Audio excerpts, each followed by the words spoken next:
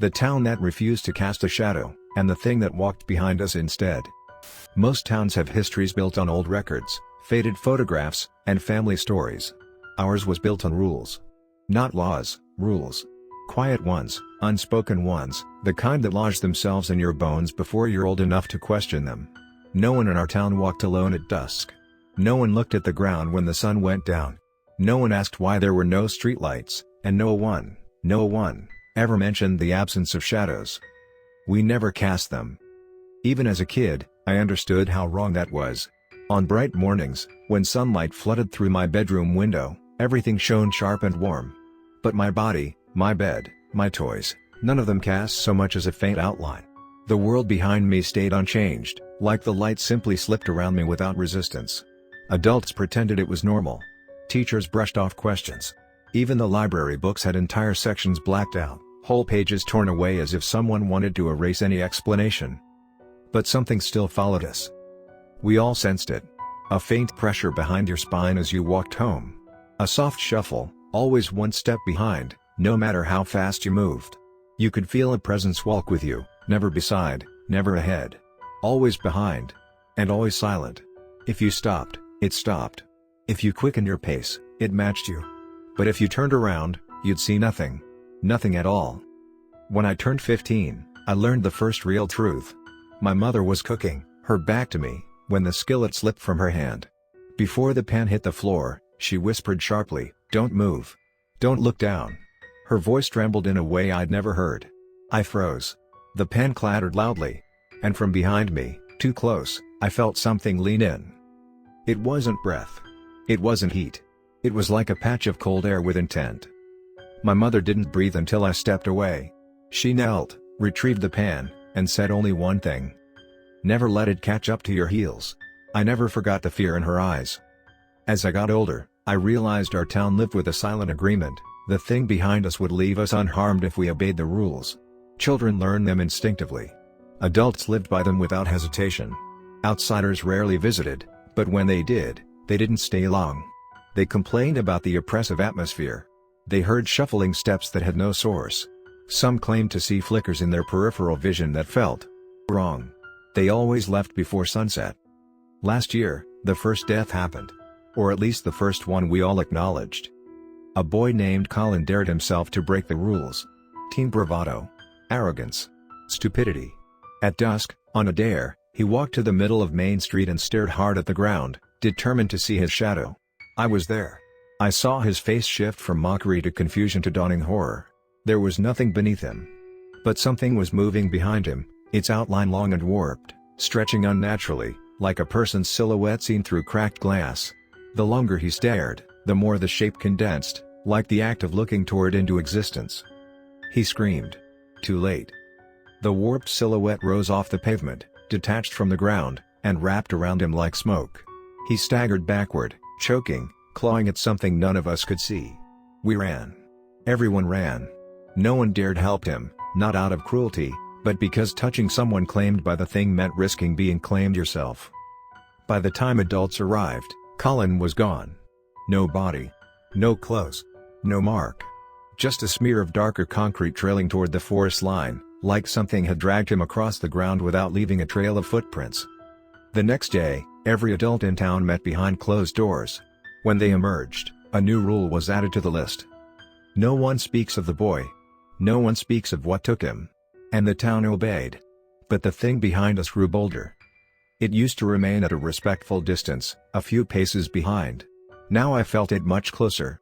Some nights, lying in bed, I swear I heard something soft brush against the wall beside me. Other nights, I'd hear footsteps aligning perfectly with my own heartbeat. I slept with my back to the wall, fearing that if there was space behind me, something might fill it. Everything collapsed last month. The sun failed to rise completely one morning. It was daylight, but muted, like the sky forgot how to shine. People whispered that it meant the thing wasn't staying behind us anymore. The mayor ordered everyone indoors by noon. The school closed indefinitely. That night, I woke to the sound of thousands of footsteps. Not outside. Inside my house. They scraped and shuffled through hallways that should have been empty, moving like a crowd searching room by room. I pressed myself flat against my bed as the footsteps approached my door, then stopped. Silence thickened. I didn't breathe. And then, a soft, almost gentle tapping on the other side of my bedroom wall. 3 taps. Pause. 3 taps again. Like it was communicating. Like it wanted me to answer. I didn't move. Didn't blink. Didn't even swallow. For the first time in my life, I felt the darkness in the room shift behind me. Not the air. Not a draft. Something. The weight of a form not made of flesh but of absence. The shape of something that had been waiting years for us to slip up. I felt it lean over me, its presence stretching above like a second skin peeling itself free from the floor. The tapping continued. Louder now. Closer now. Coming from directly behind my headboard. I think it was asking for permission. Or maybe an invitation. Something inside me broke. I ran. Burst out the front door and into the street, straight into chaos. People were screaming, running, or frozen stiff as something long and thin crawled up their backs. No form, no features, just a moving distortion of space that seeped into their shadows, filling the void. That's when I understood the thing's purpose. We didn't like shadows. Our shadows had been taken long ago, and the thing behind us had been wearing them like clothes. Growing them. Feeding them. Preparing them. And now it was ready to give them back. To reclaim what it owned. I escaped the town that night, ran until my legs nearly snapped. When I reached the neighboring city at dawn, I finally dared look behind me.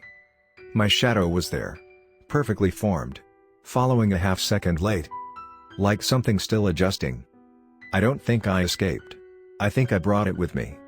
And when the sun sets tonight, I'm afraid to look behind me, not at the ground, not at the walls, not at my reflection. Because I know one thing for certain. If the town refused to cast shadows, the shadows would eventually come looking for us. I don't think any of us understood what that truly meant until the second night, when the street outside my window began to move even though nothing was walking across it. I watched the asphalt bend and ripple like heat haze, but it wasn't heat. It was shape. A tall, thin outline gliding beside my house, stretching impossibly long across the pavement even though there was nothing standing there to cast it. We had lived for generations with something we did not see, something that followed us, imitated us, protected us, or so we believed. We grew up learning not to cast shadows because the town council insisted it was tradition, a matter of pride, a historical necessity. Curtains were thick. Lights were angled. Every household was equipped with calibrated overhead lamps that minimized silhouettes. No one questioned it. Not until the incidents. Not until they realized the shadows we avoided weren't disappearing. They were simply waiting. That night, as I stared through the curtains I was never supposed to open after dark, the false shadow drifted closer. It was slow and patient, brushing over fences, sliding up porch steps like smoke tasting the air. It was searching. It didn't know exactly where I was yet. It only knew that somewhere within this little wooden house was a person without a shadow, an empty place that once belonged to it.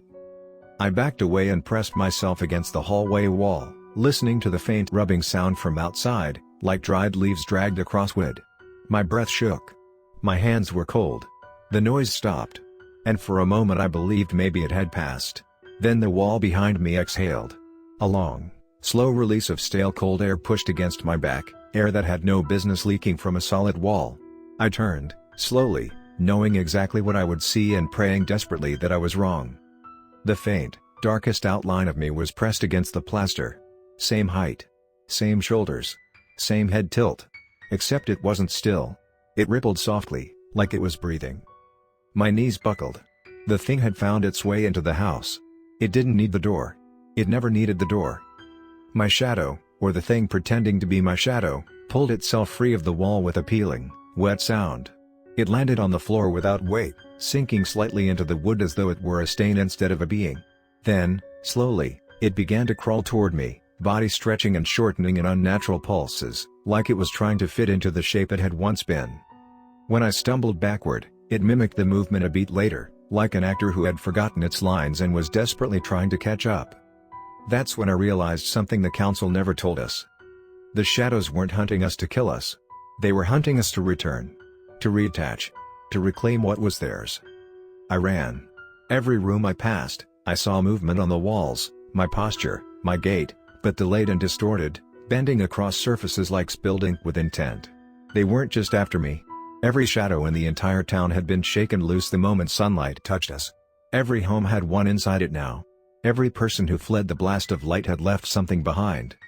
The shadows were angry, cold, starving. I made it to the street, but stopping there was a mistake. I wasn't alone. All along the road, countless silhouettes wandered with jittery, broken motions, some upright, some crawling, some dragging themselves like torn fabric soaked in oil. They weren't violent. They weren't screaming. They moved with a terrifying, agonized longing. They were coming home. From every house, human voices cried out. Children, adults, elders, begging, sobbing, praying for help no one could give. Behind them, their shadows surged like black waves pouring down walls and staircases. One house collapsed under the weight of them. Another burst its windows as every shadow inside pushed outward from the glass at once, forming a writhing, liquid mass of limbs and silhouettes. I turned to run toward the woods. But the woods were worse. There, dozens of shadows towered over the tree line, tall enough to blot out the full moon. They weren't human-shaped anymore.